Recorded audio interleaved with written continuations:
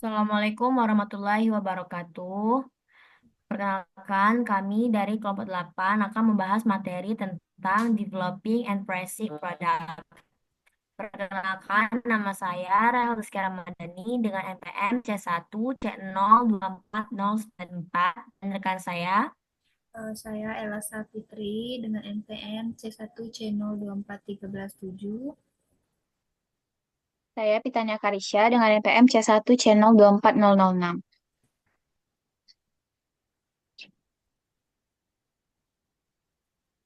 Baik, pada slide pertama akan dijelaskan oleh saya sendiri. Nah, sebenarnya teman-teman sudah tahu belum apa itu sebenarnya produk? Produk adalah segala sesuatu yang ditawarkan ke pasar untuk dikonsumsi, digunakan, atau dimiliki yang memuaskan kebutuhan keinginan konsumen. Produk itu sendiri biasanya bisa berwujud dan tidak berwujud. Em, Produk ini bisa meliputi ide, pengalaman, orang, dan tempat. Next.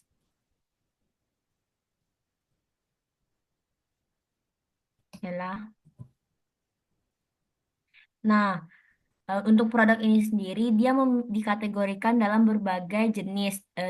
Ada dua kategori besarnya, yaitu berdasarkan wujudnya dan berdasarkan tujuan konsumsi. Produk itu sendiri, pertama berdasarkan wujudnya. Berdasarkan wujudnya, produk terbagi menjadi dua, yaitu pertama barang dan jasa. Pertama barang, biasanya barang ini berwujud fisik, bisa dilihat itu dan disimpan. Umumnya diproduksi secara massal dan bisa digunakan dalam jangka waktu tertentu. Contohnya seperti smartphone, pakaian, buku, dan sepeda. Sedangkan yang kedua yaitu jasa bisa dikonsumsi secara langsung atau bisa dirasakan, namun tidak bisa disimpan atau dipindahkan. Nah, lebih mengutamakan pelayanan dan pengalaman pengalaman pengalaman itu sendiri. Contohnya seperti pendidikan, rambut, dan perbankan. Sedangkan berdasarkan tujuan konsumsinya sendiri, produk terbagi menjadi produk konsumen atau yang dibutuhkan dalam kehidupan pribadi, dan kedua yaitu berdasarkan produk industri, yaitu digunakan dalam proses produksi barang dan jasa lain. Next.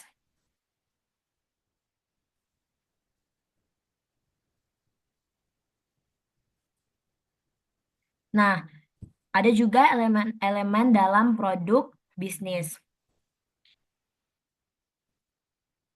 Nah, bisnis ini sendiri, produk tidak hanya dipahami sebagai barang atau jasa yang ditawarkan kepada konsumen, tetapi juga mencakup berbagai elemen penting em, untuk membentuk nilai dan daya tarik produk itu sendiri. Produk meliputi pertama yaitu kualitas produk. Kualitas produk merupakan biasanya elemen fundamental yang mencerminkan kemampuan produk dalam memenuhi kebutuhan dan harapan konsumen. Kualitas yang tinggi akan menciptakan biasanya kepuasan, loyalitas, serta mengurangi keluhan atau pengembalian barang. Nah, produk memiliki performa yang konsisten. Selanjutnya yaitu berdasarkan desain dan fitur. Nah, berperan penting dalam menarik minat pasar. Tidak hanya merujuk pada penampilan visual, tetapi juga kenyamanan dan penggunaan dan estetika produk itu sendiri. Nah, mengacu pada karakteristik tambahan yang di teknologi yang fast charging seperti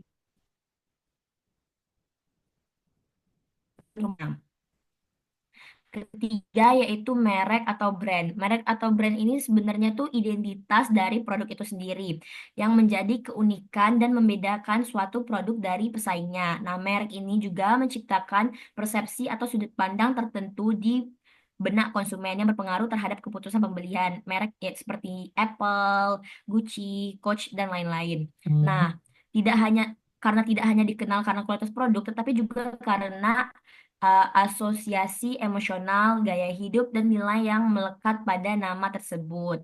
Jadi, merek ini sendiri bisa mampu meningkatkan loyalitas atau memperluas pasar dan menjadi aset bisnis yang berharga. Dan terakhir yaitu kemasan. Nah, kemasan ini sendiri sebenarnya berfungsi untuk melindungi barang di dalamnya, sekaligus sebagai alat promosi. Kemasan yang baik dan menjaga produk dari kerusakan serta memudahkan distribusi. Biasanya konsumen banyak membeli barang itu dilihat dari bentuk packagingnya atau kemasannya itu sendiri. Sehingga ini merupakan salah satu bentuk untuk menarik konsumen agar membeli produk tersebut. Next.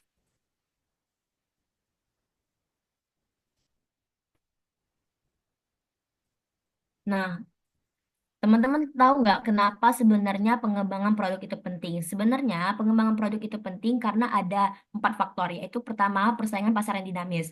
Em, karena persaingan pasar yang banyak dan semakin marah, kita sebagai produsen harus lebih inovatif untuk dapat terus unggul di dalam pasar. Dan kedua yaitu kebutuhan dan keinginan konsumen yang terus berubah. Sepanjang berjalannya waktu, kita tahu bahwa konsumen tidak akan berada di posisi yang sama. Mereka ingin produk tersebut lebih bagus kualitasnya dan lebih efisien atau fleksibel untuk mereka gunakan. Maka dari itu, sebagai produsen kita wajib memberikan inovasi terhadap produk itu sendiri.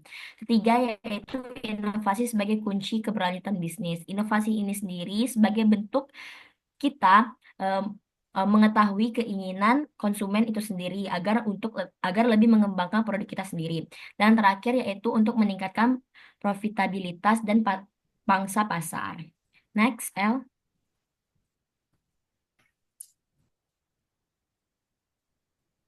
Nah, selain itu, definisi produk baru ini sendiri yaitu produk yang benar-benar inovatif, modifikasi dari produk lama, terus penambahan fitur baru, produk yang ditujukan untuk pasar baru. Nah, sumber ide produk baru ini apa aja sih? Sebenarnya produsen mengembangkan atau menginovasi produk-produk baru karena beberapa faktor. Pertama, yaitu karena pelanggan, tuntutan dari pelanggan yang ingin produk lebih inovatif dan kreatif. Kedua, yaitu karyawan dan kompetitor. Kompetitor ini menjadi hal yang paling berpengaruh di dalam dunia pasar, sehingga produsen harus tetap berinovasi agar tidak tertinggal jauh dari para pesaing. Selanjutnya, karena research and development. Ketiga, yaitu karena feedback dari pasar itu sendiri. Dan yang terakhir yaitu karena teknologi baru, di mana kita harus terus berkembang em, dengan terus beriringan dengan teknologi. Next, L.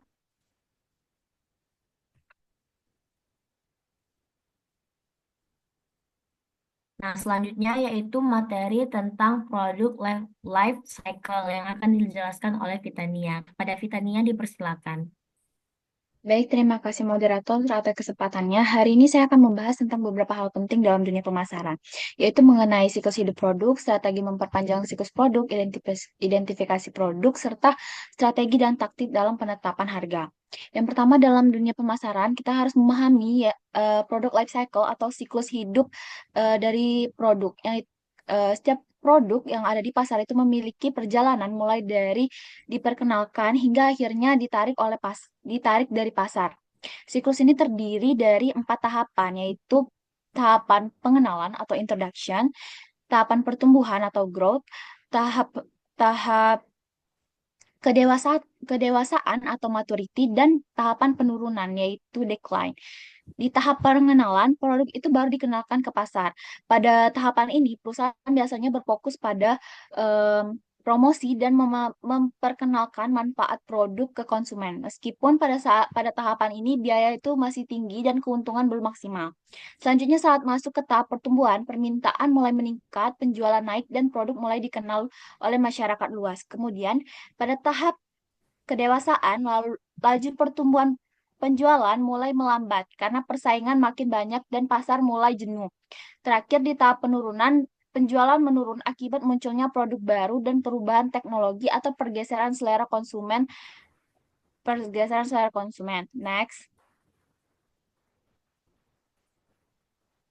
Next, L.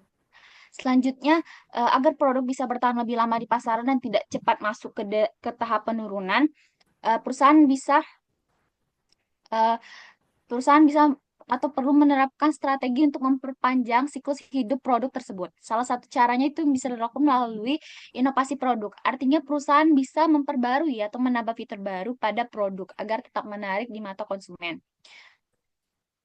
Misalnya, sebuah perusahaan smartphone bisa menambah fitur kamera terbaru atau teknologi canggih lainnya agar konsumen tetap tertarik untuk menggunakan merek tersebut. Selain itu, perusahaan juga bisa beralih ke digital. Di era sekarang, kehadiran platform digital seperti media sosial, e-commerce, atau aplikasi mobile itu sangat penting. Dengan digitalisasi, produk lebih mudah dikenal dan dijangkau oleh lebih banyak konsumen, khususnya generasi muda atau generasi Gen Z. Lalu ada juga strategi ekspansi global, yaitu memperluas pemasaran produk ke luar negeri. Jika pasar dalam negeri sudah mulai jenuh, kita bisa menggunakan pasar internasional untuk membuka peluang baru. Kemudian yang terakhir, strategi reintroduksi produk lama atau adaptasi produk, yaitu menyesuaikan produk dengan kebutuhan atau budaya konsumen di berbagai daerah negara. Contohnya, rasa makanan itu bisa dirubah sesuai selera lokal, seperti McD. McD di luar negeri itu menggunakan kentang, sedangkan di Indonesia itu disesuaikan dengan selera masyarakat Indonesia. Jadi di Indonesia dia menggunakan nasi sebagai pengganti kentang. Selanjutnya, em, perusahaan Selanjutnya, itu perusahaan juga bisa meluncurkan kembali produk yang pernah sukses di masa lalu, tetapi dengan tampilan terbaru, kemasan terbaru, atau dengan pemasaran yang lebih segar agar menarik bagi generasi baru. Dengan strategi-strategi tersebut, perusahaan dapat mempertahankan daya saing dan memperpanjang produk di pasar secara lebih efektif. Selain itu, perusahaan juga harus mampu next, tolong next, sorry, next. Selain itu, perusahaan juga harus mampu mengidentifikasi produknya dengan baik. Adapun dua cara yang biasa digunakan yaitu branding dan packaging. Branding itu sendiri adalah proses menciptakan nama atau citra merek yang melekat di benak konsumen. Merek yang kuat dan akan meningkatkan loyalitas dan kepercayaan konsumen. Contohnya seperti Apple dan Nike yang eh, dikenal karena kualitasnya. Sementara itu ada juga packaging, yaitu packaging atau kemasan yang berfungsi untuk melindungi produk, mencegah pencurian, serta sebagai alat promosi di toko. Desain kemasan yang menarik bisa menambah nilai jual. Eh, bisa menambah nilai jual, yaitu menarik perhatian seperti di rak toko dan menyampaikan informasi penting tentang produk. Next. Selanjutnya mengenai penetapan harga. Penetapan harga itu merupakan yang tadi sebelumnya. Penetapan harga itu merupakan elemen penting dalam strategi pemasaran. Penetapan harga itu sendiri adalah proses menentukan berapa yang harus dibayarkan oleh pelanggan dan diterima oleh perusahaan kita sebagai imbalan dari suatu produk. Untuk produk yang sudah diterima oleh perusahaan sebagai imbalan dari produk. Adapun tujuan dari penetapan harga ini tuh memaksimalkan laba, meningkatkan pangsa pasar, penetapan harga untuk bisnis online.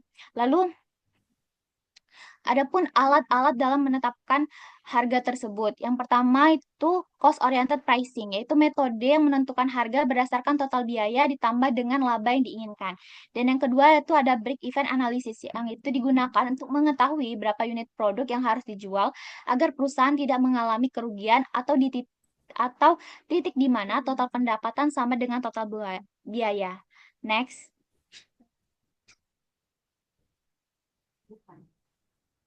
Em, untuk ada pun strategi penetapan harga untuk produk yang sudah ada, untuk produk baru, strategi harga yang umum kita gunakan yaitu price skimming dan penetration pricing. Price skimming adalah menetapkan harga tinggi di awal peluncuran produk biasanya dilakukan jika produk tersebut unik dan belum punya banyak pesaing. Contohnya saat Apple meluncurkan iPod. Sementara penetration pricing adalah menetapkan harga rendah agar produk cepat dikenal dan diadopsi oleh banyak orang, seperti yang dilakukan oleh Gillette pada produk-produk barunya. Dan terakhir itu one price atau harga tetap, menggunakan harga yang sama untuk semua pelanggan. Di era digital muncul juga pilihan selanjutnya sorry. Selanjutnya untuk penetapan harga produk yang sudah ada, kita bisa menggunakan penetapan harga di atas harga pasar untuk memanfaatkan anggapan umum bahwa harga tinggi berarti kualitas tinggi. Dan yang kedua, menetapkan harga di bawah pasar sambil menawarkan kualitas yang setara dengan produk kompetitor yang lebih mahal. Dan yang tiga, menetapkan harga sesuai atau mendekati harga pasar. Selain itu, perusahaan juga dapat menerapkan strategi bundling, yaitu menggabungkan beberapa produk dalam satu paket dengan harga yang lebih murah dibandingkan jika membeli satuan.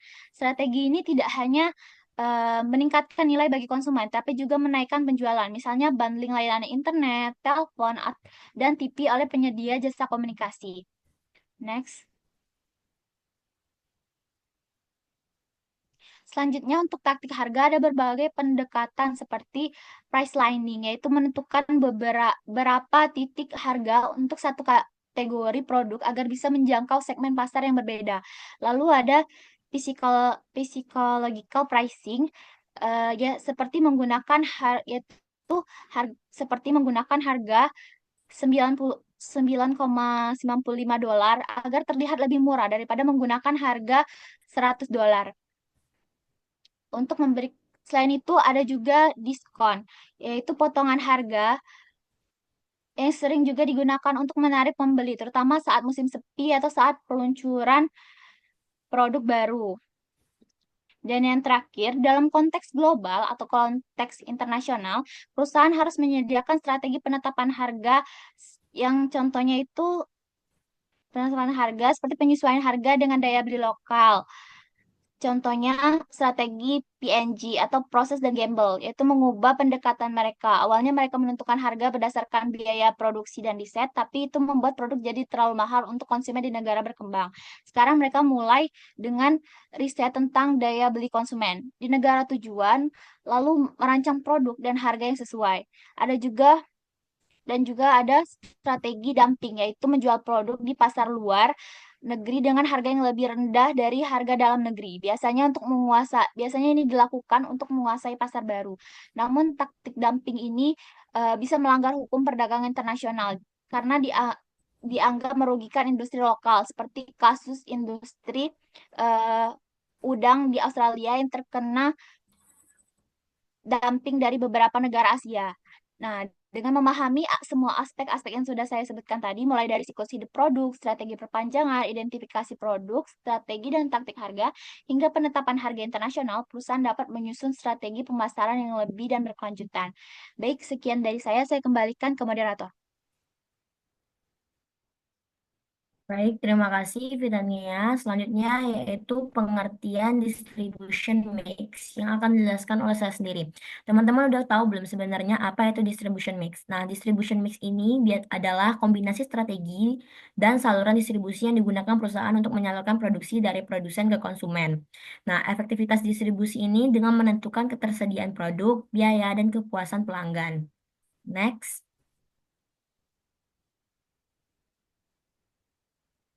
Nah, dalam distribution mix ini juga terdapat komponen-komponennya sendiri, yaitu pertama dengan saluran distribusi.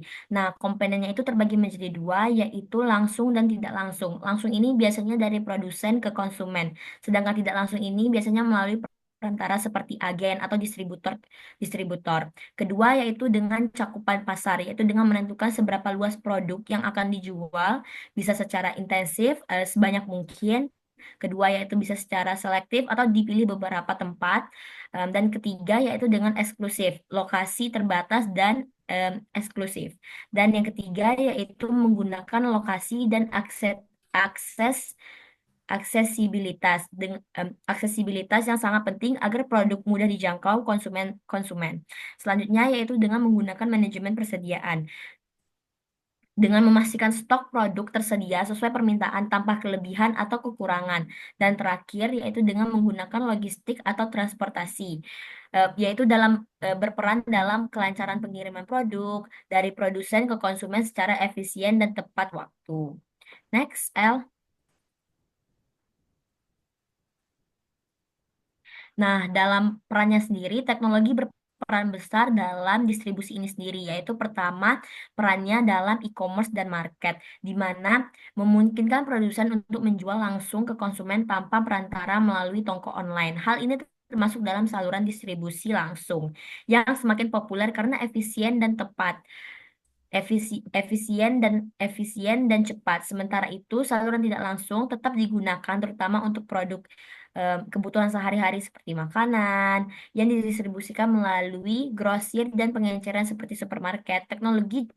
Selanjutnya juga teknologi mampu mendukung distribusi melalui sistem manajemen rantai pasokan atau dikenal dengan SCM, yang dimana ini mengatur alur produk dari produsen hingga ke tangan konsumen secara efisien. Selain itu, penggunaan aplikasi pelacak pengiriman.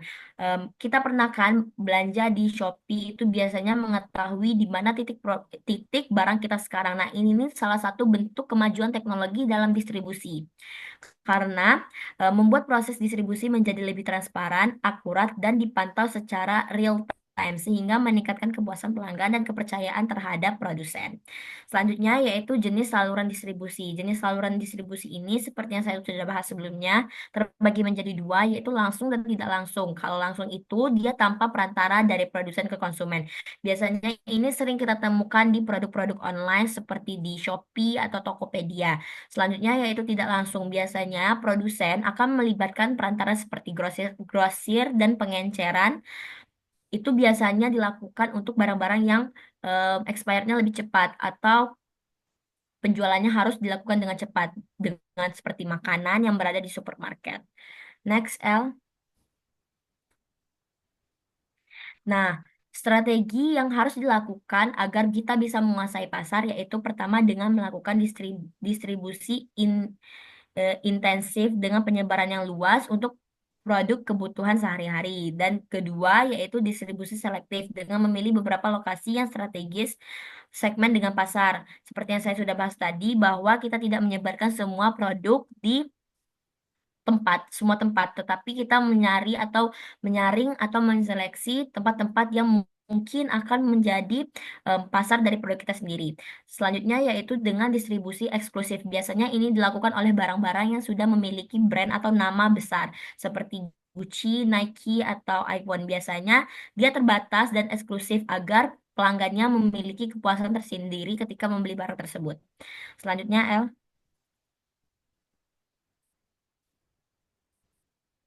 Nah, selanjutnya kita akan masuk ke materi wholesaling. Selling. Apa sih sebenarnya wholesaling itu? Wholesaling itu adalah aktivitas penjualan barang dalam jumlah jumlah besar kepada pengecer atau dikenal biasanya dengan retailer.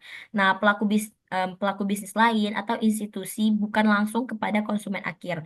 Nah, peran penting dari wholesaler ini yaitu dengan pertama menghubungkan antara produsen dengan pengecer, terus juga membeli dalam jumlah besar dan menjual dalam jumlah kecil. Dan ketiga, yaitu menyediakan gudang dan logistik.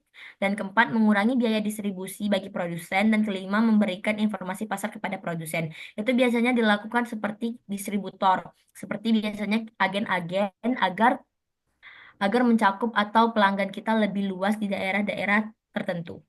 Next, L. Nah, enggak L, setelahnya. Setelahnya lagi. Nah, reseller ini juga memiliki jenis-jenis. Apa sih sebenarnya jenis-jenisnya? Terdapat tiga jenis besarnya, yaitu pertama pedagang besar atau dikenal dengan merchant reseller, yaitu dengan membeli dan memiliki barang dagangan. Terus dia juga menjual kembali barang dagangan kepada pengencar atau pelaku bisnis lain. Nah, dia juga bertanggung jawab atas penyimpanan, pengemasan, dan pengiriman barang. Contohnya itu seperti distribusi makanan atau elektronik. Selanjutnya yaitu agen dan makelar atau biasanya disebut dengan agens dan brokers. Nah, ini nih dia tidak memiliki barang yang dijual. Dia tuh biasanya bertindak sebagai perantara antara produsen dan pembeli atau bisa disebut dengan pengencer. Nah, dia tuh mendapatkan komisi antara transaksi yang terjadi. Biasanya itu kita melihat seperti di TikTok affiliate. Itu biasanya bisa disebut dengan agen atau reseller atau makelar.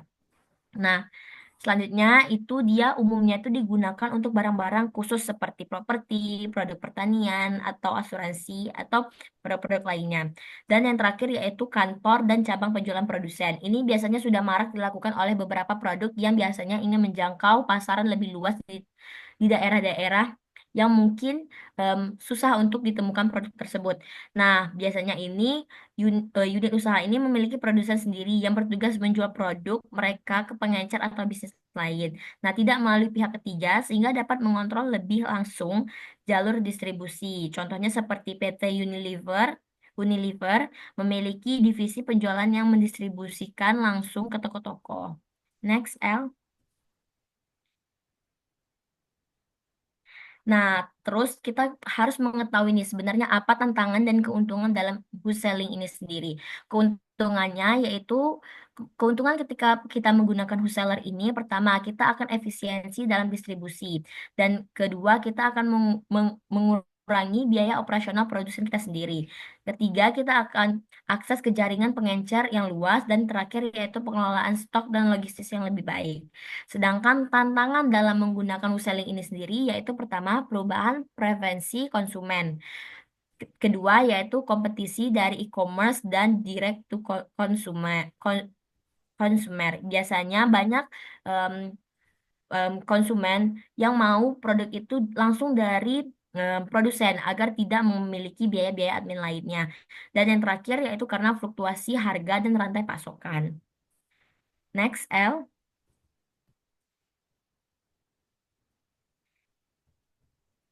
Baik, selanjutnya yaitu materi mendistribusikan dan mempromosikan produk retail yang akan dijelaskan oleh Ella. Kepada Ella dipersilakan. Oke, terima kasih moderator. Baik, di sini saya akan menjelaskan tentang mendistribusikan dan mempromosikan produk retail. Yang dimana kalian tahu nggak sih distribusi retail itu apa? Nah, distribusi retail itu adalah proses penyaluran produk dari produsen ke konsumen akhir. Nah, distribusi ini sangatlah penting agar produk tersedia di tempat dan waktu yang tepat. Nah, jenis distributor ini juga ada beberapa jenis, ada tiga. Yang pertama itu distribusi intensif, yang kedua itu distribusi selektif, dan yang terakhir itu distribusi eksklusif. Nah, distribusi intensif ini adalah produk yang tersedia di banyak tempat nih. Misalnya seperti minuman ringan, banyak kan kita terlihat di warung-warung. Terus juga yang kedua itu distribusi selektif. Nah, distribusi selektif ini lebih ke di toko-toko tertentu, misalnya elektronik. Dan yang terakhir itu distribusi eksklusif. Nah, yang dimana produk ini hanya tersedia di lokasi tertentu. Contohnya itu seperti barang-barang mewah. Next. Nah, ada distribusi fisik. Distribusi fisik itu lebih ke bagian proses distribusi yang berfokus pada pengekuatan dan penyerahan produk secara fisik dari produsen ke konsumen. Nah, tujuannya itu lebih memastikan barang sampai ke tangan konsumen dengan baik, tepat waktu, dan efisien. Nah, distribusi fisik ini juga memiliki komponen-komponen yang harus kita ketahui. Ada 4 komponen yang harus kita ketahui di distribusi fisik. Yang pertama itu transportasi. Nah, transportasi ini lebih ke mengangkut barang-barang dari suatu lokasi ke lokasi lain. Yang kedua itu pergudangan. Nah, kenapa pergudangan ini masuk ke komponen distribusi? Karena pergudangan ini lebih ke menyimpan-nyimpan barang sebelum distribusikan. Nah, fungsinya itu untuk menjaga stok tetap tersedia dan mengatur alur keluar masuk barang. Yang ketiga itu pengendalian persediaan atau inventory control, yang dimana mengelola jumlah barang yang tersedia agar tidak kelebihan ataupun kekurangan stok barang. Yang terakhir itu penanganan material atau material hiding, yang dimana penanganan material ini lebih ke berfokus pada aktivitas fisik yang memindahkan, mengemas, dan membuat barang agar aman saat pengirimannya. Next. Nah, itu juga ada tentang pentingnya promosi dalam mendistribusikan produk, yang dimana promosi itu kan kita sangat kita tahu nih bahwasanya kalau promosi itu pasti kita bakal ngincar-ngincar nih. Jadi promosi itu sangatlah penting dalam dunia bisnis karena berperan langsung dan menarik perhatian konsumen dan meningkatkan penjualan dan untuk memperkuat posisi produk di dunia pasar. Nah, ada beberapa macam yang harus kita ketahui tentang promosi produk. Yang pertama itu kita harus mengenalkan produk kepada konsumen. Nah, seperti apa sih promosi membantu calon konsumen itu ya harus mengenal produk kita. Yang pertama itu nama produk. Nah, nama produk kita itu harus terkenal. Yang kedua itu kegunaan dan manfaat. Yang ketiga keunggulan di bidang produk lain. Nah, yang kedua itu tentang peningkatan penjualan. Nah, promosi tentang peningkatan penjualan ini yang paling efektif yang bisa kita lihat. Yang pertama itu mendorong konsumen mencoba produk baru dari kita, terus meningkatkan frekuensi pembelian dan meningkatkan value penjualan. Nah, contohnya itu bisa kita lihat di diskon besar saat peluncuran produk baru.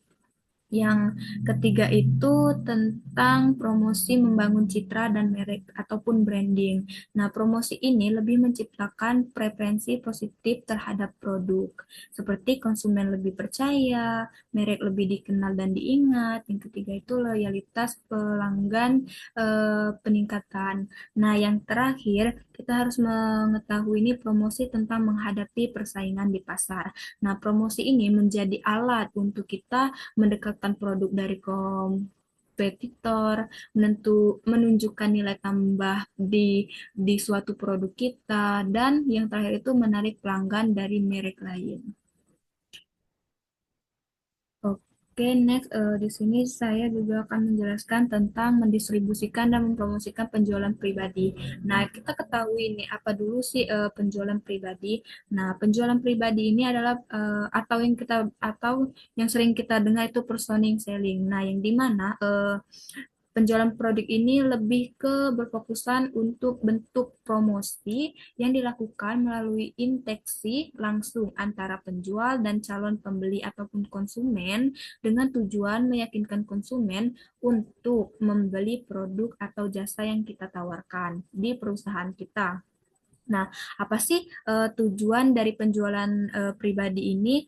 Nah, tujuan dari penjualan pribadi ini ada beberapa eh, hal yang kita harus ketahui. Yang pertama itu membangun hubungan baik dengan pelanggan. Nah, di penjualan kita harus membangun nih hubungan baik kita dengan pelanggan agar pelanggan itu tetap berbelanja di penjualan kita.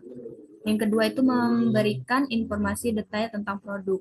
Nah, kita nih harus menjelaskan produk kita sedetail mungkin dengan pelanggan agar pelanggan kita itu eh, tergiur untuk membeli produk yang kita jualkan, yang kita tawarkan terhadap pelanggan. Yang ketiga itu menjawab pertanyaan dan mengatasi keberatan pelanggan. Nah, yang ini sih lebih ke kita itu lebih eh, kita kita mengetahui nih apa sih permintaan pelanggan. Maka dari itu kita harus mengetahui dulu, kita harus tanya-tanya.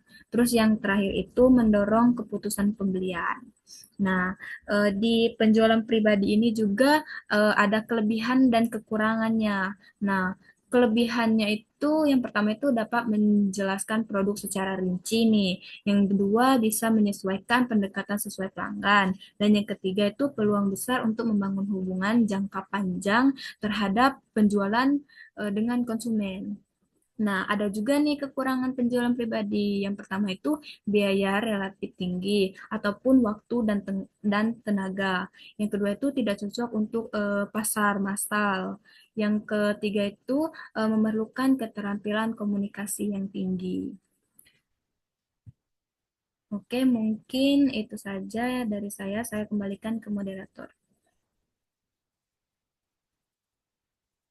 Baik, mungkin itu saja presentasi dari kelompok kami. Apabila ada salah kata, kami mohon maaf. Kepada Allah, kami mohon ampun. Terima kasih. Wassalamualaikum warahmatullahi wabarakatuh. Waalaikumsalam warahmatullahi wabarakatuh. Mana ini ya? Baca mana? Udah, El. Hentikan kan? Ya, ya, hentikan.